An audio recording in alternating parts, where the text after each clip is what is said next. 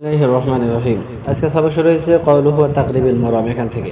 বলতেছে তাকরিবি এটা কি জ্বর হবে বিল জ্বরে আতফুন আলা তাহজিব অর্থাৎ এখানে জ্বর হবে এই শর্তে এইভাবে যে এটা তাহজিবের উপর আতফ হবে অর্থাৎ তার ইবারতটা হবে আই হাযা গায়াত তাকরিবুল মাকসাদি ইলা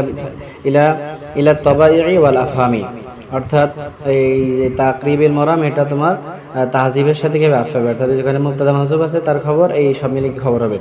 পরে বলতেছেন ওয়াল হামলু আলা তরিকিল মুবালাগাতি এখন এখানে একটা সওয়ালে মুকাদ্দারের জব যদি এখানে তাকরিবুল মুরাম এটা তাহজিবের সাথে আতফ হয় তো তা এটা তাকরিব এটা তো মাসদারটা ভং সিফাত হয় আর তার মুবতাদা হলো কি হাজা এটা ইসমে জাত আর আমরা জানি যে জাতের আমলটা সিফাতটা কি জাতের উপরে আমল করা কেন সহি হয় না তাহলে এখানে ইশকাল আসে তার উত্তর দিয়েছে মুসান্নিফ রাহমাতুল্লাহি